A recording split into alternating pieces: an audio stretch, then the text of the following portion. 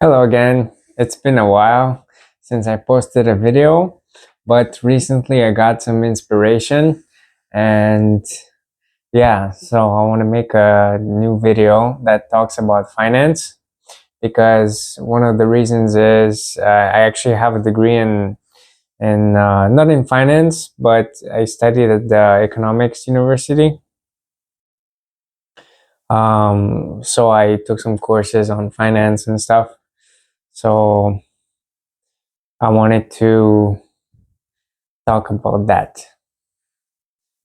So let's talk finance. How does the system that we live in work? It's a debt-based system, which means that you constantly see your money devaluing and inflating. So there's inflation, constant inflation, and that's because it's a debt-based system. What does that mean? That means that when you create new money, new fiat money, um, you make debt, more debt. Um, I'll give you a quick example to show you how exactly it works. When a bank issues a loan to someone, there's interest on that loan, right? So, for example, I borrow $1,000. My interest is 10%. I have to bring back $1,100. But the $100 doesn't exist because the bank created debt of $1,000, and that's basically the new money that's been created. And the $100 doesn't exist. The interest doesn't exist.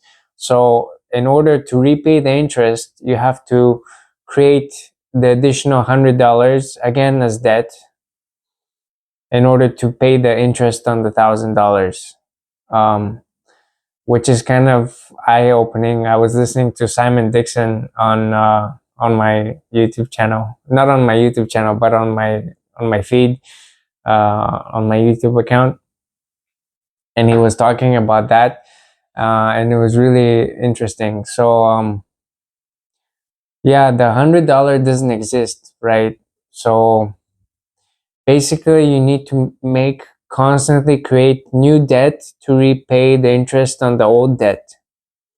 And that's why the debt keeps increasing and the dollars keep increasing, and they keep decreasing in value over time.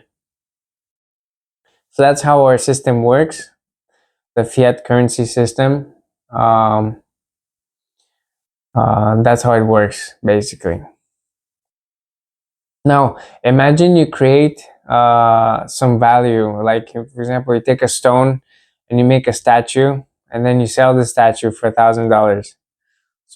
So where does the $1,000 come from? That's the question. And earlier, when I was a little bit younger, I used to think, oh, you have to create you have to create the $1,000 out of thin air because um, you just created value out of thin air, basically, right? Through your effort, you made value, you made a statue.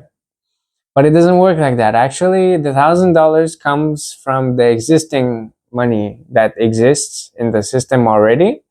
So what your statue does is it actually, if someone is willing to pay for it, it attracts existing dollars. So the dollars already exist. So in this way, you have to think of magnetism, like how to be more magnetic to attract the existing dollars.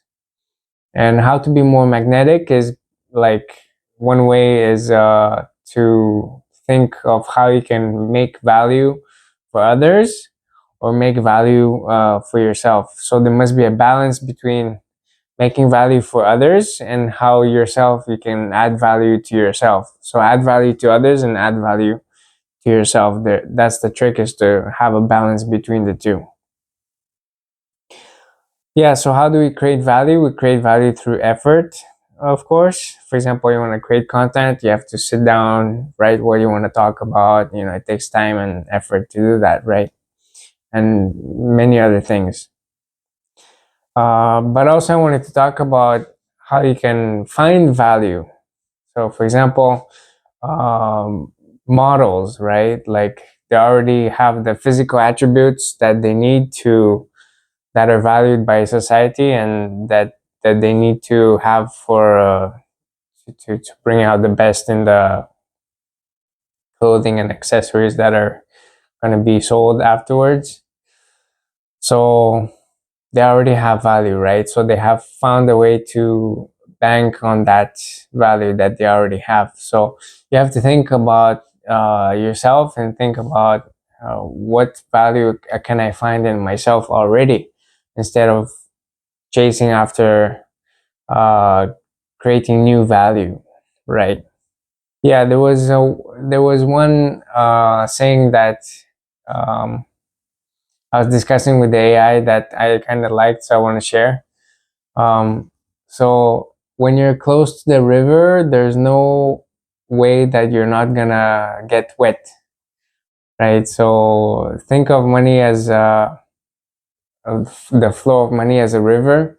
So when you're closer to the flow, you're gonna get wet uh, from the river, from the flow of the river, from the flow of the money, right? So you have to think about how you can position yourself to be closer to the flow of money. And for example, one thing you can do is join business conferences, because the net worth of the individuals there is kind of higher. So business conferences are a good way to do networking, or if you have a business, to expand your business and so on. So I want to go back to the financial system that I talked about. So what are the alternatives to that? Well, one alternative that's probably the only alternative that really exists at the moment is Bitcoin.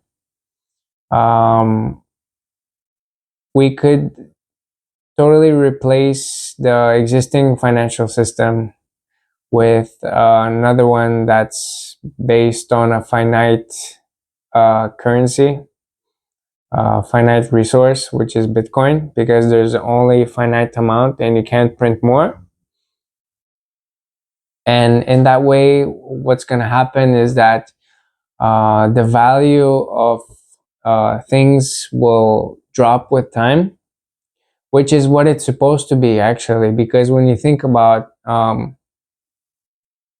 things are made and how the world runs, the fast pace and improvements in factories and logistics and all that, your products that you're buying actually should cost less over time, because the efficiency of the factories keeps improving all the time, and the efficiency of the logistics keeps improving all the time. So things should cost less as time keeps moving forward, but actually, because of the inflation, they don't. um, but in a Bitcoin system, things cost less over time, because the more people adopt the currency, the digital currency, which is Bitcoin, blockchain digital currency. Actually, it's a blockchain based digital currency. But anyway, the more people adopt it, the higher the value of the currency becomes. Um, yeah, on another scenario for the future is actually through AI and robots. Um, as they keep creating robots that replace workers that are cheaper and more efficient and can work for longer, um, the price of things will become commodified. So the price of things should decrease if that scenario will uh, happen to arise in the future. We don't know. So yeah, those are the two kind of options that could happen in the future. Either we switch to Bitcoin because of the system, current financial system crashes, or it becomes replaced by something with AI and robotics included.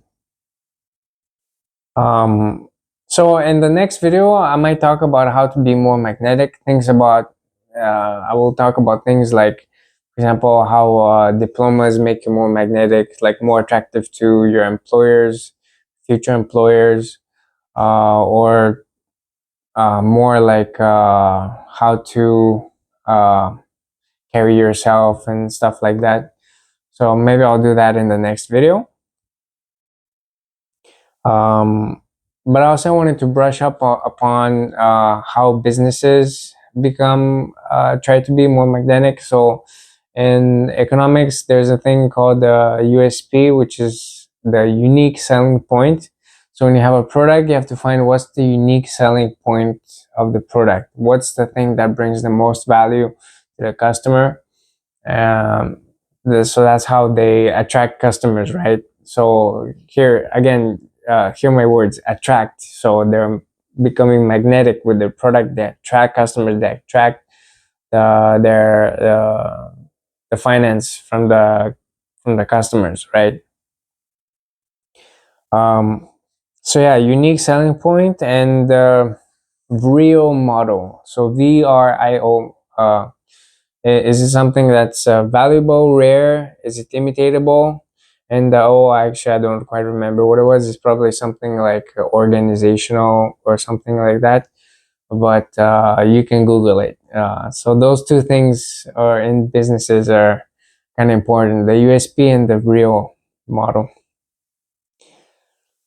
So let's talk about currencies a little bit.